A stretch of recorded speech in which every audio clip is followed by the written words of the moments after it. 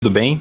Sejam bem-vindos a mais um estudo, mais uma quarta-feira, onde vamos buscando aí progredir como seres humanos, como espíritos. E hoje é o último estudo do ano de 2015, do Triunfo Pessoal. Encerraremos o tema Tormentos Psicológicos, então já deixo aqui o meu muito obrigado a todos que nos acompanharam aí durante esse ano, dando claros sinais aí de que o estudo de hoje seja um pouco mais leve, né? Não é interessante encerrar com nada pesado, principalmente esse estudo aqui, que muitas pessoas dizem que é mais difícil do que o outro, mas vamos lá. Já deixando aqui então meu boa noite a vocês que estão acompanhando pela rádio Amigo Espírita, a vocês que baixam os áudios no SoundCloud, vocês que acompanham pelo YouTube, todos vocês que não acompanham ao vivo, que estão atrasados em relação a nós, claro, mas que no seu tempo, fazendo o estudo, agora terão aí 2 meses para talvez nos alcançar, talvez vir nos visitar em fevereiro, mas continuem firmes aí que o estudo continuará ano que vem, né? Contanto que pelo menos eu esteja encarnado. E vamos seguindo firmes aí. E vocês que acompanham aqui presencialmente também, vamos ver quem chegou. Olha só, o Sérgio estava querendo piratear o livro que eu escrevi. É isso aí, Sérgio. Que bom que a sua consciência não deixa, viu? Vamos ver aqui então. Boa noite a Silvia de Ribeirão Preto, que está ajudando a amiga Inês a entrar no estudo. Não, Inês com G. Então não sei se é Ignes ou Inês. A Cristina de São Mateus, no Espírito Santo, a Marley de Curitiba, no Paraná, a Tereza de Petrópolis, no Rio de Janeiro, o Elson de Miguel Pereira, no Rio de Janeiro, a Fernanda de Durham, na Inglaterra, a Márcia de Teresina, no Piauí, a Socorro de Paulista, em Pernambuco, o Dioclésio de São João del Rei, Minas Gerais, a Clemilde de São Paulo, capital, a Luciene de São Gonçalo do Sapucaí, Minas Gerais, a Marineide de Natal, Rio Grande do Norte, a Janete de Tijucas, em Santa Catarina, a Maria Moser, do Rio Grande do Sul, falando de Esteio. E é isso aí. Flaviana, de São Paulo, capital. Ok? Então, muito bem-vindos. Prazer enorme estar com vocês mais uma noite.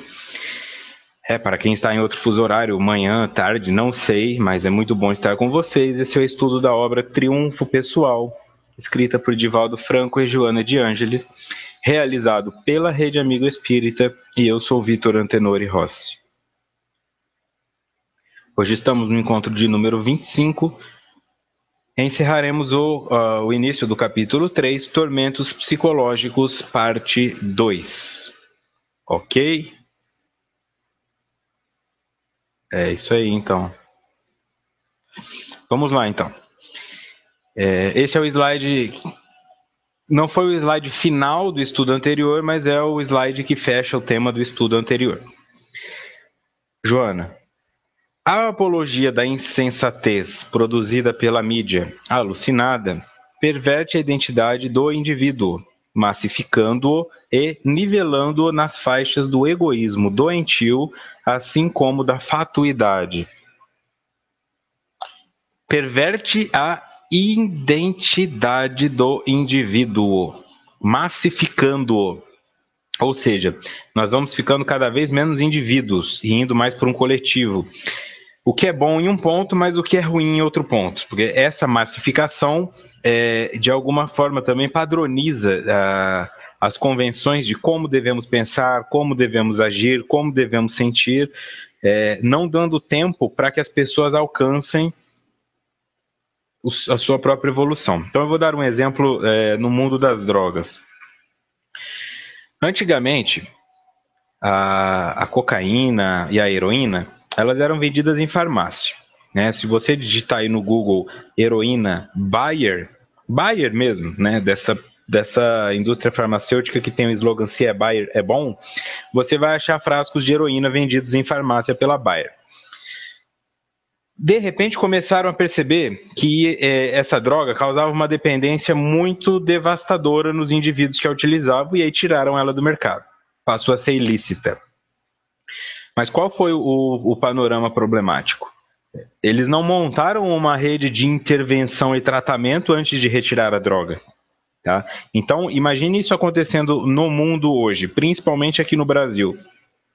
Amanhã determinam que o álcool faz mal para as pessoas. Determinam não, né? Reconhecem que o álcool faz mais mal do que bem. Pelos problemas de trânsito, de violência, de tudo que nós já sabemos, além da parte de saúde física e mental. E proíbem o uso de álcool. Como é que ficam esses indivíduos alcoolistas? Onde eles vão encontrar recursos? Se com o álcool legalizado as clínicas já estão lotadas, só não estão lotadas as clínicas particulares que cobram uma fortuna, e nem todo mundo tem dinheiro para pagar R$ 250 de diária para ficar internado, onde essas pessoas vão buscar tratamento? Aí a ótica da sociedade vira: nossa, você usa droga, então você é um marginal, você é um criminoso, você usa álcool, meu Deus, você é um bêbado. 6 meses depois. 1 ano depois, pode ver aqui em São Paulo, depois que a lei que proíbe de fumar em locais fechados foi instaurada, hoje as pessoas que fumam, elas são vistas como diferentes. O cara está no barzinho, todo mundo está lá na mesa conversando, ele está do lado de fora conversando com as pessoas da rua porque ele precisa fumar um cigarro. Tá? É lógico que isso é uma segregação, e aconteceria a mesma coisa com o álcool. Então, você não monta uma rede para tratar aquilo e depois impõe aquilo como errado. E o indivíduo, além de ficar com o vício, não tem mais o seu objeto de vício, porque agora a bebida não vai ser mais vendida em qualquer boteco, em qualquer mercado, e ainda não pode falar sobre isso porque é ilegal. Ok? E aí o que isso acontece então quando a mídia vai colocando esses panoramas para nós, sejam eles quais forem? De repente começa a se falar do machismo, de repente começa a se falar da homofobia, de repente começa a se falar da xenofobia, e você não pode mais fazer isso. Só que você ainda é isso, entende? Você não deixou de ser racista porque agora as pessoas estão vendo isso com outros olhos. Você continua sendo racista, mas agora não pode mais falar sobre isso. 10 anos atrás você podia fazer piada com negros, com asiáticos, com quem você quisesse, todo mundo dava risada, menos o indivíduo que era vítima da piada. Agora, se você fizer isso, todo mundo se entreolha. Nossa. Eu tenho 31 anos de idade, então até os 17 eu estava no colegial, ou seja, 14 anos atrás eu ainda estava no colegial. 14 anos atrás, nem se falava em bullying. Nem se falava em bullying, tá? Se você tinha a orelha grande, você era o Dumbo e pronto. Se você tinha uma baixa estatura, você era o anão e pronto. Lide com isso. Agora não pode. Mas ainda existem pessoas que não conseguem controlar esse comportamento. Então, o que eu estou querendo dizer? Nós colocamos para a sociedade que as coisas não podem mais acontecer, mas não encontramos um meio onde elas possam se curar disso. Ok, tudo agora ficou normatizado, o que é ótimo. Tá? É necessário combater todo esse tipo de discriminação. Só que isso não tira do indivíduo o aspecto que envolve arquétipo e complexo. Quer dizer, 10 gerações minhas eram racistas ou xenofóbicas. E agora eu não posso nem comentar sobre isso, que eu vou preso, apanho na rua. Como é que eu faço? Eu tenho que engolir isso? Ok. Eu sou contra o casamento gay, eu sou contra ver gays se beijando na rua. Mas onde eu posso falar sobre isso? Ele não tem um lugar onde ele possa falar sobre isso. E se ele quiser falar sobre isso, ele vai ter que fazer terapia a 120, 150, 300 reais o honorário do psicólogo. Tá? Então, é esse o ponto que eu estou trazendo aqui. Nós aceitamos, nós concordamos porque isso é positivo, mas não sabemos como lidar com isso que ainda existe em nós, seja o que for que existe em você. Se você é um indivíduo que ainda acha que a mulher tem que ficar em casa e o homem ir trabalhar, mesmo que você seja uma mulher, tá? Porque eu conheço mulheres que querem esse estilo de vida e se casam com homens que querem esse estilo de vida. Elas querem, tá? Eu não quero trabalhar, eu quero ficar em casa cuidando dos meus filhos porque eu tenho prazer em fazer isso. Eu vi minha mãe fazendo isso e eu acho isso maravilhoso. E o homem fala, eu não tenho problema com isso porque com o que eu ganho dá para nós dois nos sustentarmos e não vou ter uma pessoa estranha dentro de casa mexendo nas minhas coisas. Ok, os dois concordam. Agora, vai essa mulher falar para as amigas dela que ela é uma dona de casa. Porque a dona de casa é a dona da casa.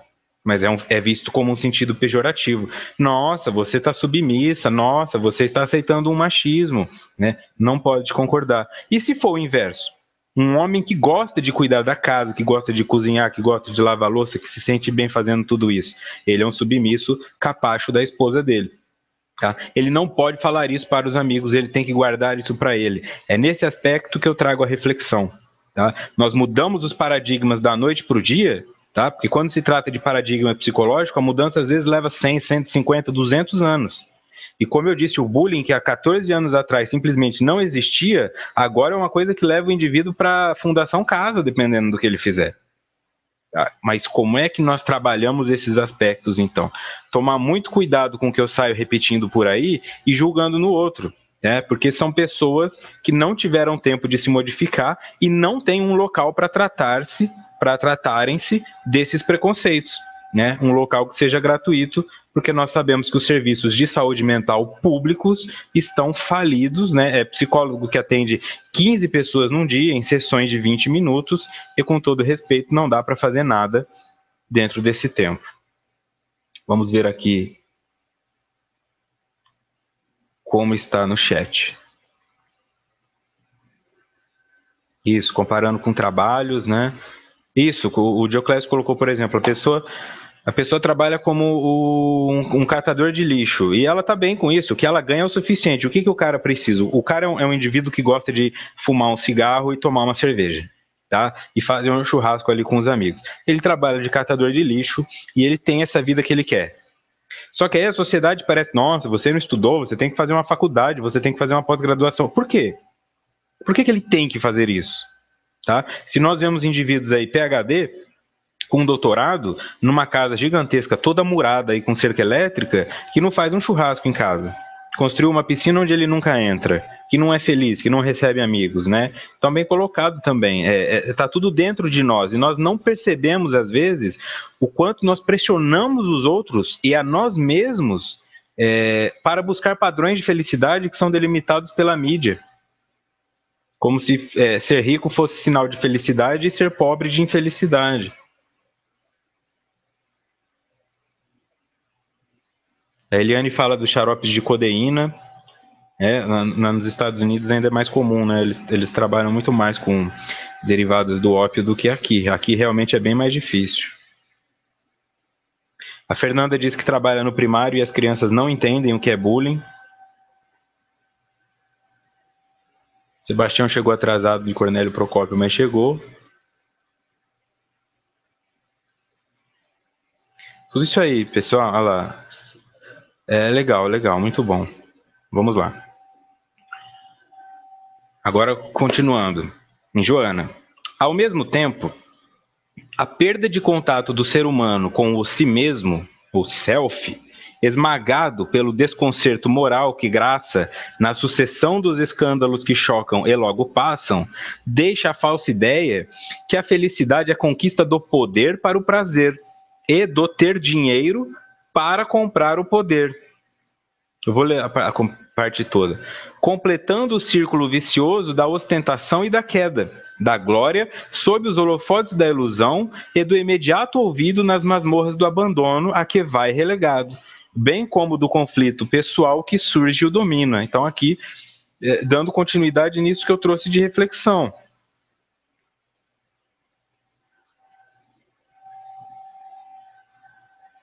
Ok? Vamos lá, olha, perdão. Ao mesmo tempo, a perda de contato do ser humano com o si mesmo, ou seja, eu perco contato com aquilo que eu sou, porque eu sou esmagado pelo desconcerto moral. Eu não posso ser quem eu sou, porque isso é julgado. Então eu perco contato com o que eu sou. Eu não posso ter defeitos, tá? Eu não posso ter defeitos. Eu não posso chegar a alguém e falar, me ajuda, porque eu sou misógino. Eu acho que os homens são melhores que as mulheres e que as mulheres têm que ser submissas. Eu não posso pedir ajuda para isso. Mesmo que eu queira trabalhar isso em mim, eu não tenho a quem pedir. Tá? Porque eu posso, de repente, encontrar uma pessoa que fala, então eu vou escandalizar isso e vou mostrar para todo mundo quem você é. Então fica muito complicado. Então eu acabo me desconectando do que eu sou de verdade, que eu não posso ser aquilo, e me transformo em um objeto neutro, um ser humano que repete padrões, um ser humano que fala aquilo que é bonito para a sociedade, mas que na essência se desconecta do que realmente precisaria ser trabalhado como espírito. Então eu encarnei para tratar a minha intolerância religiosa, de xenofobia. Eu encarnei para tratar isso, mas eu não posso, porque eu vou ser condenado se eu abrir a boca para dizer que isso existe em mim.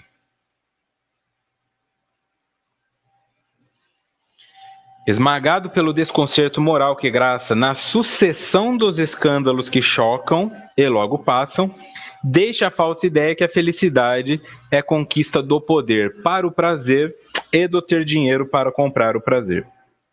E aqui eu tenho um amigo que é muçulmano, e ele não é muçulmano do Brasil, ele é de Bangladesh e ele é muçulmano, tá? Então é um indivíduo que nasceu em uma cultura muçulmana e prega a paz, é um indivíduo totalmente contrário à guerra, contrário à violência, e agora mora aqui no Brasil. O que acontece? Ele colocou na rede social dele, quando aconteceram aqueles eventos na França, uma semana atrás, que após aquilo, as pessoas brincam com ele na rua. Ah, você está carregando uma bomba aí? O que você vai explodir hoje? Quer dizer, como assim? Como assim? Como é que um indivíduo pode ser condenado por ele ser muçulmano? Nós estamos falando de cristãos. Digita lá no Google cruzadas. Cruzadas. E aí você me fala em nome do que aqueles indivíduos matavam, saqueavam e impunham a religião. Digita lá, quando os portugueses chegaram aqui, o que eles fizeram com a cultura dos índios.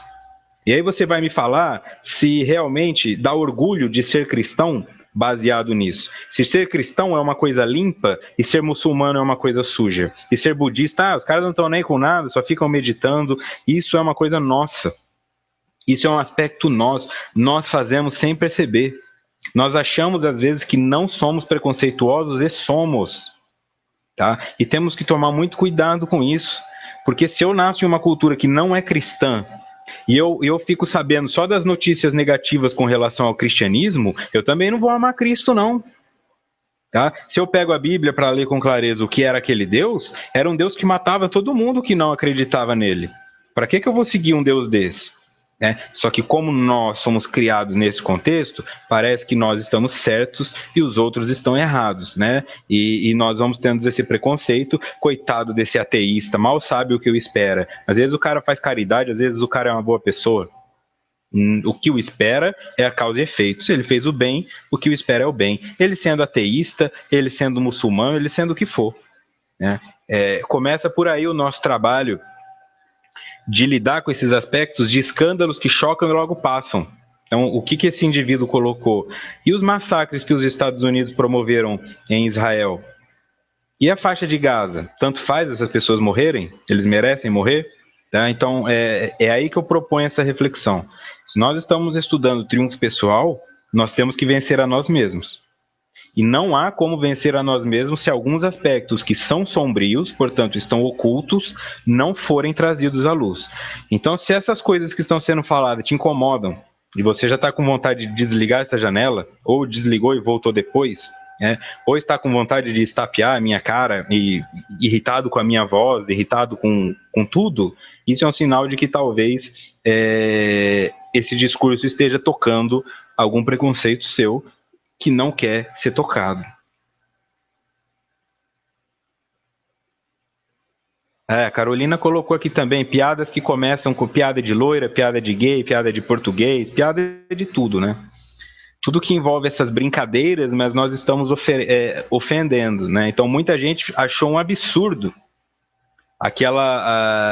Achou um absurdo, por exemplo, quando os muçulmanos mataram aquele jornalista lá, que fez um desenho horrível,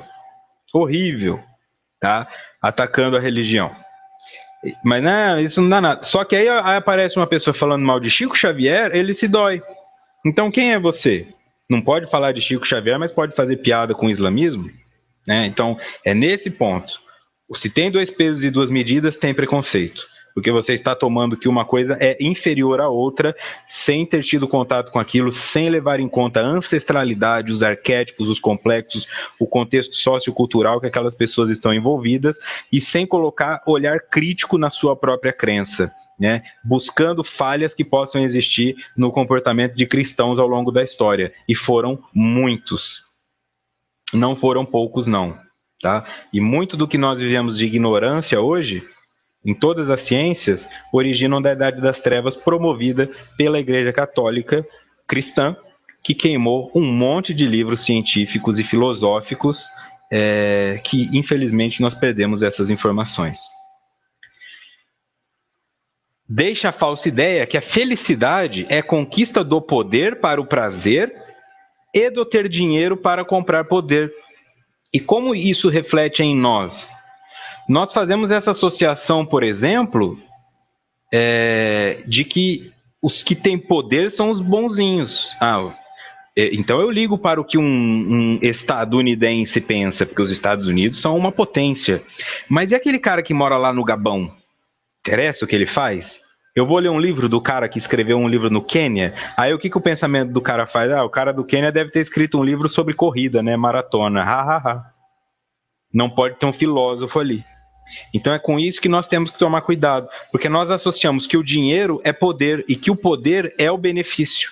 O bom é aquele que tem poder. Eu não quero ser tratado por um médico cubano, eu não quero ser tratado por um médico indiano. E aí você vai nos Estados Unidos, você vê que existem vários indivíduos que são trazidos da Índia, porque lá é um polo universitário reconhecido mundialmente como excelente. Na Índia, aquele mesmo lugar que para muitas pessoas é sinal de diarreia, febre e comer escorpião na rua.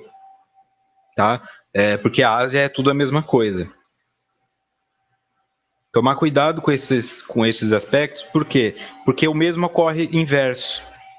Vai tentar ir para o Brasil para ver como é. Tá? Vem do Brasil, nossa, o que vai vir aqui, né? Vai vir um cara com roupa de carnaval sambando dentro do avião. É isso que o indivíduo pensa. Demora muito para quebrar esse estereótipo. Mas antes que esse estereótipo se fortaleça, eu estou falando de um bangalês, um cara que veio de Bangladesh pro Brasil e não está se sentindo aceito aqui. Aí eu quero sair do Brasil e ser aceito lá? É realmente começar a pensar.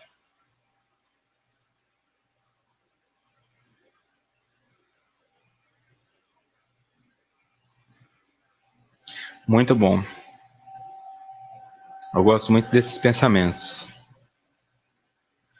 Vamos lá. E aí, continuando. Completando o círculo vicioso da ostentação e da queda. Por que é um círculo vicioso? Porque eu ostento e depois eu caio. Da glória sob os holofotes da ilusão. E do imediato ouvido nas masmorras do abandono a que vai relegado. Que eu estou falando de uma visão espiritual. Tá? Pode ter um indivíduo que vive bem a vida toda aos olhos dos outros? Pode. Mas e a hora que desencarna?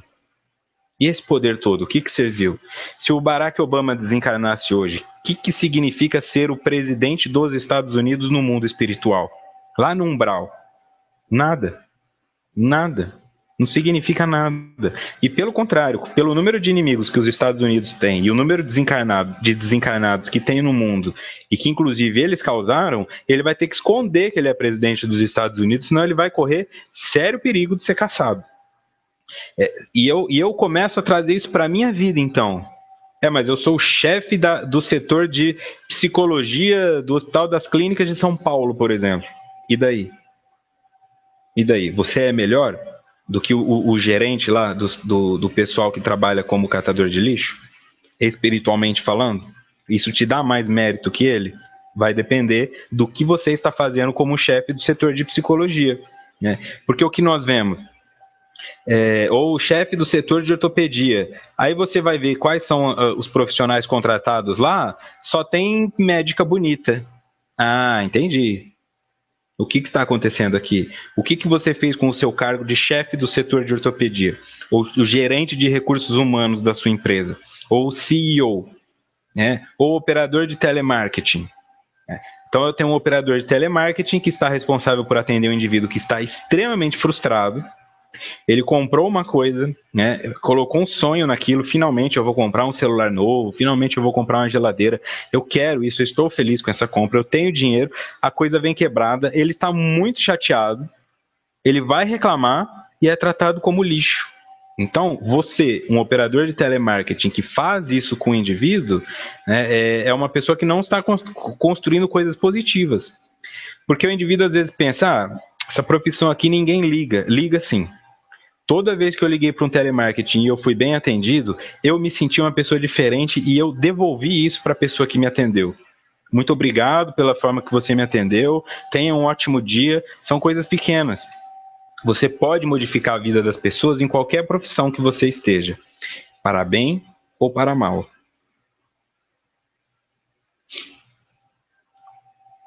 Ok? Então vejam bem, imediato ouvido nas masmorras do abandono a que vai relegado, bem como do conflito pessoal que surge e domina. Por quê? Porque quando isso tudo acabar, eu vou descobrir que o poder não é dinheiro. E eu vou me ver solitário, porque aquelas pessoas que me adoravam porque eu era poderoso não existem mais, e eu não tenho mais poder. Eu desencarnei. Então vamos supor aqui que a Rita de Cássia é a minha gerente. E eu sou o cara que mais gosta dela, eu sou amigão dela, eu pergunto como ela está. Aí ela desencarna e ela acha que eu vou continuar sendo amigo dela. E aí ela me encontra e eu falo, mas quem é você? Você era minha chefe lá, agora você não é nada. E eu, na verdade, nem gosto de você, porque você me colocava nos plantões que eu não queria ficar. Então ele se vê isolado, porque aquilo que ele construiu foi uma ilusão. E agora o pensamento dele traz reflexões que ele talvez não suporte. Quer dizer, então, eu não era aquilo? Eu não sou aquilo? O que eu sou, então? Aí começa o processo de dor que vai levar ao autodescobrimento, vai levar ao crescimento, mas que poderia ter sido evitado se ele entrasse em contato com o self dele em vida, se ele não se deixasse levar por essas influências materialistas.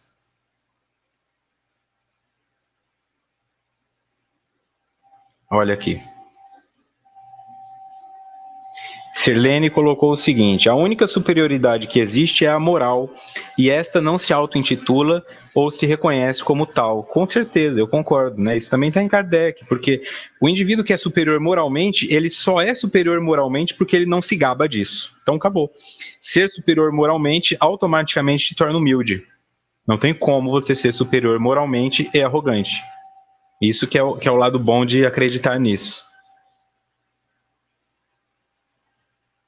No livro Céu e o Inferno, nota do expositor, no capítulo 8, As Penas Futuras segundo o Espiritismo, nós temos o seguinte: há tendências viciosas que são evidentemente próprias do espírito, porque se apegam mais ao moral do que ao físico. Outras parecem antes dependentes do organismo e, por esse motivo, menos responsáveis são julgados os que as possuem. Consideram-se tais as disposições a cólera, a preguiça, a sensualidade, etc. Tá? Então, já que estão falando desse ciclo vicioso, olha, se apegam mais ao moral do que ao físico. É um vício moral. Eu preciso me sentir bem. Eu preciso ter razão nas discussões. Né? Então, se às vezes você é aquela pessoa, todo mundo já entendeu, mas você sente uma necessidade grande de mostrar que entendeu, e fala de novo aquilo que já foi falado de uma forma que para você parece mais simples, isso é um aspecto de arrogância, isso é um vício moral, que às vezes as pessoas não te falam, mas ele existe em você. A pessoa dói. Nossa, eu preciso fazer um comentário porque eu tenho certeza que o professor vai achar maravilhoso. Não é uma pergunta, é um comentário.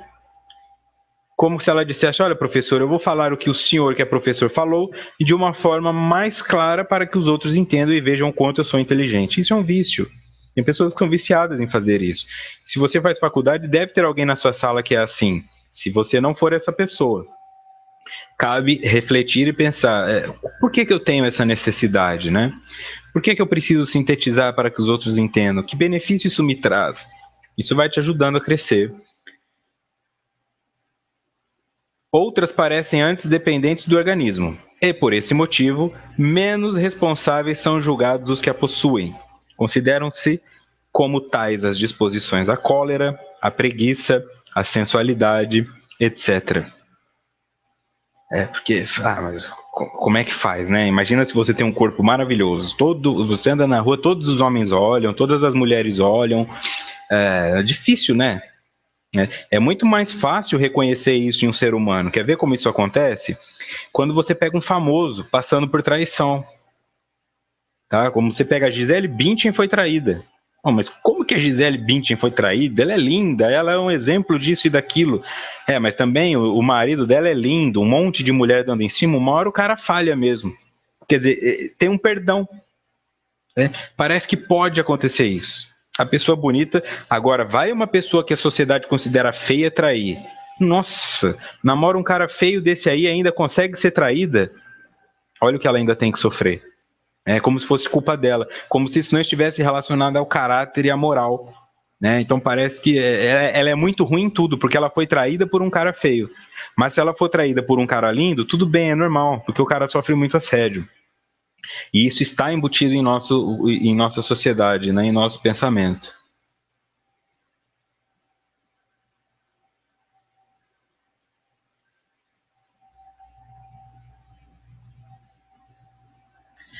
Continuando em Céu e Inferno.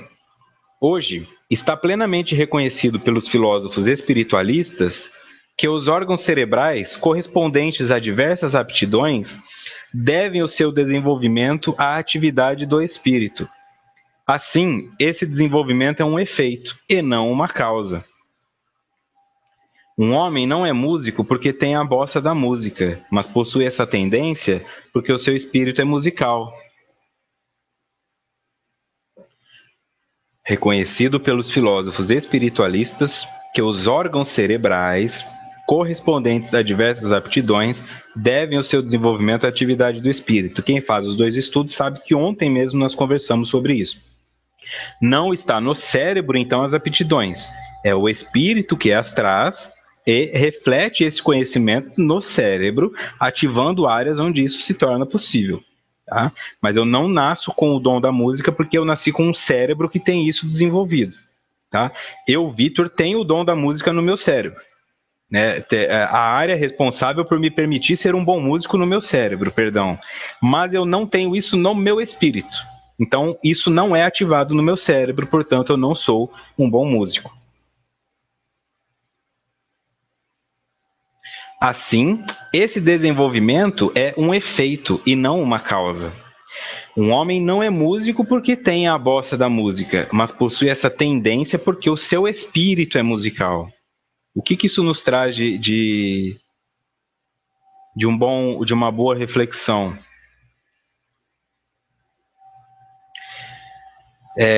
Eu tenho que pensar no que eu estou fazendo com o meu espírito. Que recursos eu estou aproveitando para dar para o meu espírito? Você nasceu milionário, então coloca o máximo de tesouros no teu espírito, porque você pode nascer mendigo, e aí vai ser mais fácil para você lidar com isso.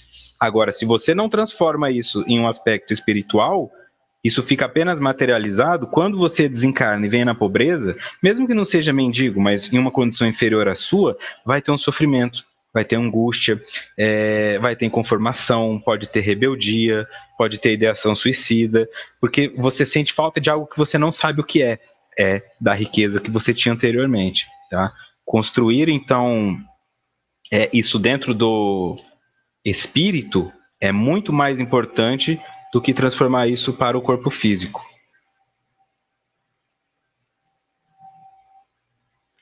Então tem uma conversa aqui, deixa eu ver. Com relação às repetições dos alunos, tem gente que acha positivo, tem gente que acha negativo.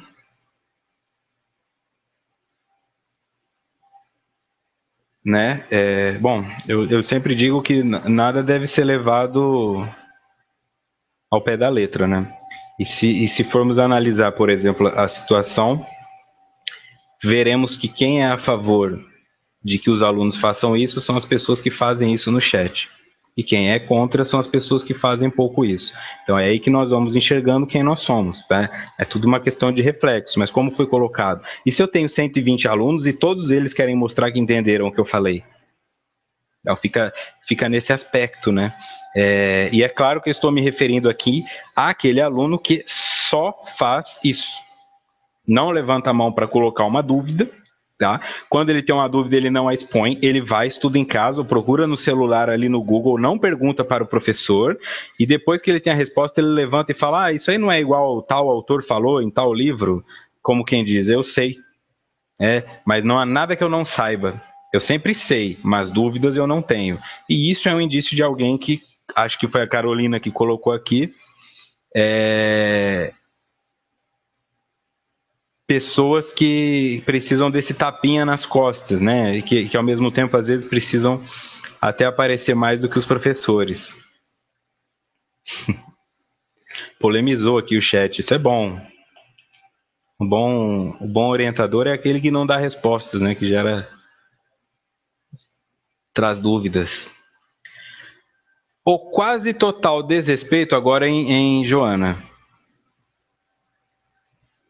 O quase total desrespeito aos valores humanos, a própria criatura e a consequente ambição desmedida de amealhar moedas a qualquer preço, afronta a miséria dos bairros pobres que vomitam nas ruas e avenidas do mundo seus esquecidos, os seus excluídos, que se armam de violência para tomar pela força tudo quanto lhes foi negado por dever da humanidade. Eu vou entrar aqui, ó. Carolina. Entendo hoje que tem a ver com mostrar que sabe para esconder a fraqueza. Não necessariamente esconder a fraqueza, Carolina, mas quando o indivíduo participa muito da aula, isso não é um problema. O problema é o indivíduo que nunca tem dúvida.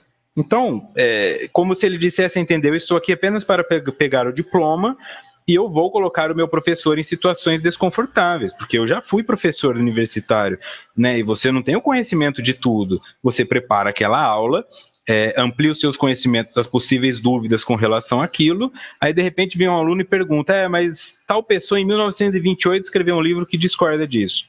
Como se eu fosse obrigado a saber tudo o que escreveram sobre aquele tema. E ele, na verdade, não é pertinente ao que estava sendo falado. Foi só para mostrar que ele tinha aquele conhecimento. Né? Então, o que ele ajudou nisso aí? Por que ele não trabalhou em cima dos temas que foram trazidos? Então, naturalmente, isso gera um desconforto desnecessário. Porque o que isso vai levar? Então, traga o seu conhecimento. Aí ele traz o conhecimento dele e isso é positivo. Só que ele nunca tem dúvidas expostas, né? As dúvidas dele são sempre escondidas. Não estou falando. Isso também não é uma questão de dizer se esse indivíduo está certo ou errado. É a questão de promover uma reflexão. Né? Se você traz sempre o acerto e nunca traz a dúvida, você não tem dúvidas ou você teme que as pessoas saibam que você tem dúvidas? E se teme, por quê? Como é que você vai crescer se os aspectos que precisam ser modificados não aparecem?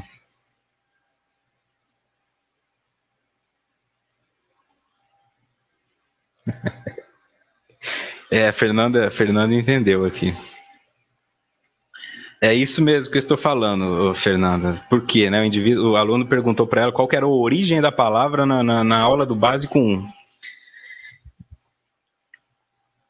Quase total desrespeito aos valores humanos, tá? Vejam, valores humanos, aqueles que deveriam dizer respeito ao que somos como humanos, não aos valores materiais. A própria criatura e a consequente ambição desmedida de amealhar moedas a qualquer preço afrontam a miséria dos bairros pobres que vomitam nas ruas e avenidas do mundo os seus esquecidos, os seus excluídos, que se armam de violência para tomar pela força tudo quanto lhes foi negado por dever de humanidade. Foi você que negou isso para aquela pessoa pobre? Nessa existência, não. Mas é de você que ele vai roubar. É na sua cabeça que ele vai jogar uma bala. Porque ele está com raiva. Porque ele se irrita que você ande num carrão, que você tenha um tênis legal, que você tenha uma namorada, e ele não pode ter. Né? Mas se todo mundo se esforçar, as pessoas podem ter. Com certeza. Mas nem todo mundo tem essa força de vontade. Tem rico que não tem também, né? Tem rico que se deixa levar. Quantas histórias nós não conhecemos aí de um indivíduo que era fazendeiro, passou a vida inteira juntando dinheiro e depois que desencarna, em 2 anos os filhos acabam com tudo. Então, quer dizer, e esse cara que é pobre, que nunca teve nada, né? Ele se irrita, ele queria ter, e aí não tem. Então, qual que é esse reflexo trazido por Joana? Que nós possamos enxergar isso como um sintoma social. A sociedade é um organismo e ela adoece, e esses indivíduos, essa pobreza que é jogada no meio da rua, aquela fila de mendigos dormindo, a Cracolândia, não só a pobreza financeira, mas a pobreza de forma geral, o criminoso, isso é um sintoma que precisa ser tratado. Tá? Mas qual que é a nossa cultura? Tratar tudo com remédio. Então, pega a polícia, mata todo mundo, bota fogo no mendigo, coloca todos os mendigos e manda embora. Né? Ou como algumas pessoas falam, pega todo mundo que não é de São Paulo e manda de volta lá para o Nordeste, para o Sul, para o Centro-Oeste, que isso resolve o problema. É sempre assim, ou remoção cirúrgica ou tratamento com remédio. Dificilmente vamos refletir sobre isso e entender que isso é uma somatização social, que o emocional da sociedade está doente, que alguma coisa não está certa. E que se nós alterarmos isso que não está certo, não haverá mais sintomas. Tá claro? É isso que é importante ter em mente. Refletir nesse sentido.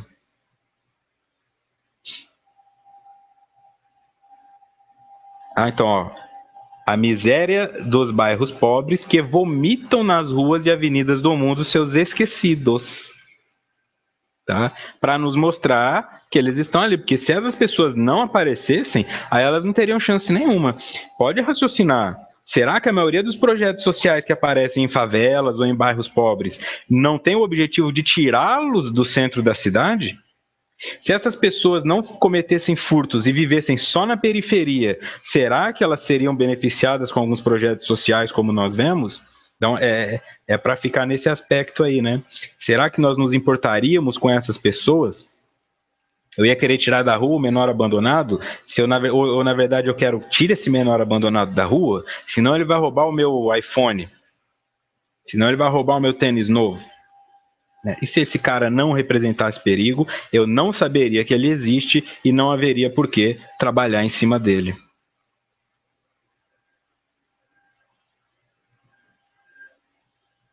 Olha aqui.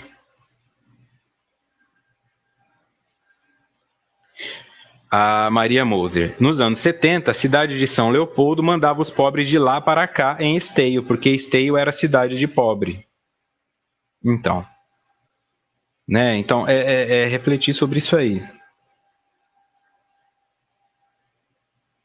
Evangelho segundo o Espiritismo, nota do expositor, capítulo 16. Servir a Deus e a Mamon. Por que todos os homens não são igualmente ricos? Por uma razão muito simples.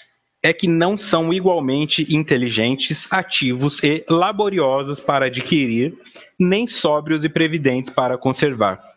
Aliás, é uma questão matematicamente demonstrada que, supondo-se feita essa repartição, o equilíbrio seria rompido em pouco tempo, em virtude da diversidade de caracteres e aptidões.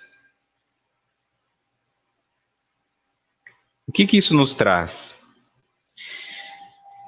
Por isso que o comunismo utópico não funcionaria no universo hoje. As pessoas falam, o PT é comunista. Nada foi comunista. Se você ler o Manifesto Comunista de Karl Marx e Friedrich Engels, você vai perceber que a ideia deles faz sentido em uma sociedade onde não haja corrupção intelectual, porque não precisa nem ser um sistema político, é muito mais uma reforma moral.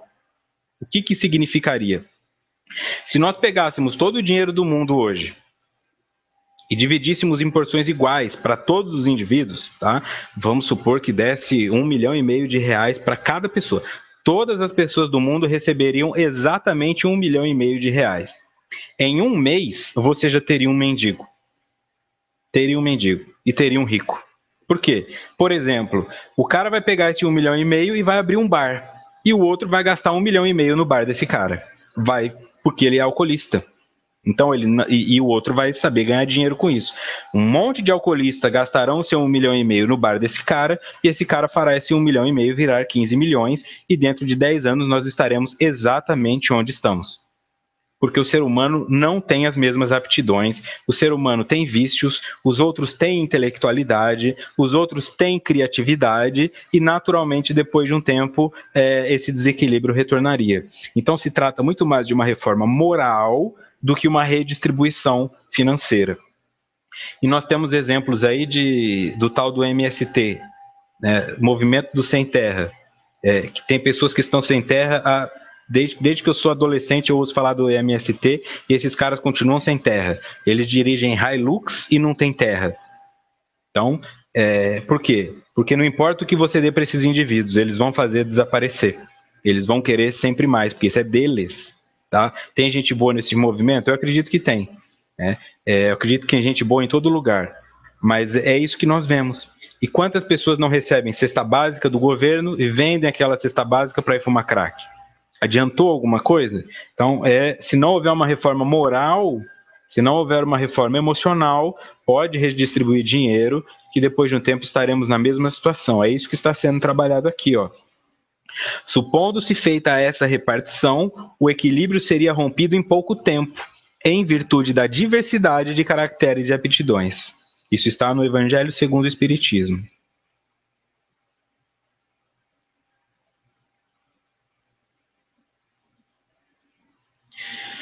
Em Joana, e o medo se instala na sociedade, em si mesma, enferma e inquieta. Por quê? Porque quem está enfermo está inquieto. Você nunca ficou doente e ficou de boa. A sua doença te incomoda, você quer se curar dela. Você fica chateado por estar doente. Se a sociedade está enferma, é natural que ela fique inquieta. Nós queremos que as coisas se resolvam, como eu falei, cada um a seu jeito. Tem gente que quer jogar uma bomba na favela, tem gente que quer matar todos os políticos, tem gente que quer mandar embora todos os médicos cubanos. Essa é a reforma. Cada um vai querer fazer de um jeito, porque me incomoda. E eu sou parte da sociedade. Né? E enquanto não houver essa reforma profunda da superestrutura, vai ficando cada vez mais difícil.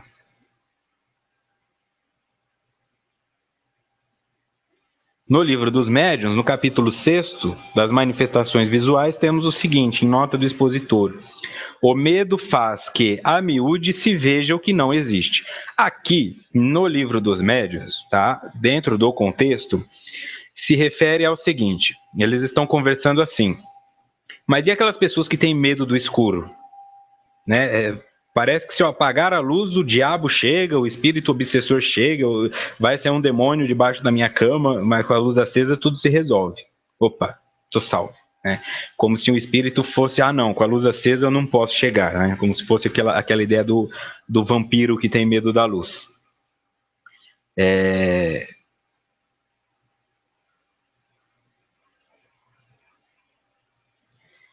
Então, e ele coloca o seguinte... O medo já me faz, às vezes, ver coisas que não estão ali. Me faz ter essa ilusão. Então é aí que começa. Como eu tenho medo de alguma coisa, eu vejo que não existe. Tá? Então o que é? Eu tenho medo de um cara com aspecto de pobre, com a pele diferente da minha, de Havaianas, porque eu acho que isso é um bandido, eu vejo nele um bandido. Eu desvio dele na rua. E eu passo ao lado do engravatado, que é um tremendo traficante de droga, mas ele é branco e está engravatado, então eu não vejo nele um bandido, porque eu não temo um engravatado. Tá? É disso que estamos falando aqui. Então muitas pessoas têm medo de fazer projetos sociais, de fazer qualquer tipo de caridade, porque tem medo de se aproximar do pobre, tem medo de se aproximar de pessoas de religião diferente, porque vem o que não existe. Então, vamos voltar aqui em Joana. E o medo se instala na sociedade, em si mesma, enferma e inquieta. E o que o medo faz com a sociedade? Faz a sociedade enxergar o que não existe. Ter medo de todos os muçulmanos, rejeitar os ateus, rejeitar os evangélicos, rejeitar os católicos, fazer piada de quem gosta de uma coisa ou de outra, briga porque chama biscoito ou chama bolacha, briga por tudo. Né? E aí nós vemos coisas onde não existem. Então o que a pessoa já olha e pensa? Não faz a conexão real. Então tem pessoas que estão aqui no sul-sudeste, no centro-oeste, e falam assim, eu não gosto de nordestino. Eu acho que nordestino tinha que ir tudo lá para o Nordeste. Aí o Divaldo Pereira Franco, que mora em Salvador, Bahia, vem fazer um seminário e ele é o primeiro da fila com o livro para ele assinar. Explica para mim. Ele não consegue se conectar que ele faz isso. Ou quando as férias dele chegam, ele fica todo feliz que ele vai para Porto Seguro. Vai para Maceió, vai para Recife. Né? Ou seja, eu vejo que não tem. Aí chega lá, é bem recebido, né? E volta se sentindo culpado. Nossa, olha só, eu fui bem recebido. E aí os mecanismos de defesa vão falar, foi recebido pelo garçom, porque o garçom quer dinheiro. Né? Lógico que eles vão receber turista bem, eles querem que você volte. Mas por vezes eu fui em locais aqui em São Paulo comer e o garçom não me tratou bem. Então, é nesses aspectos que nós temos que nos orientar, né? Para começar a pensar se eu não tenho esse tipo de preconceito. Ou, por exemplo, eu tinha um amigo que ele tinha aversão a mulheres acima do peso. Tá? Ele falava assim, eu não gosto de mulher gorda, eu nunca vou namorar uma mulher gorda, porque a mulher gorda é preguiçosa, se tinha genética, se não tinha genética, se passou por um trauma, não importava para ele, não podia ser obesa. Só que uma das pessoas com quem ele confessava, né? Uma das melhores amizades dele era acima do peso. Então, quer dizer, como assim? Como é que você acha que uma mulher acima do peso não serve para nada, mas é justamente uma dessas que mais te ajuda a suportar as dificuldades da sua vida? Não percebe. Por quê? Porque a hora que ele olhava para essa amiga dela, ele não enxergava uma pessoa amiga dele, ele não enxergava uma pessoa acima do peso. E é nisso que nós temos que começar a prestar atenção, né? No nosso lado humano e não nas nossas vestes ou no país em que no estado, país em que nascemos. Vai ajudar muito. Joana, urge que se opere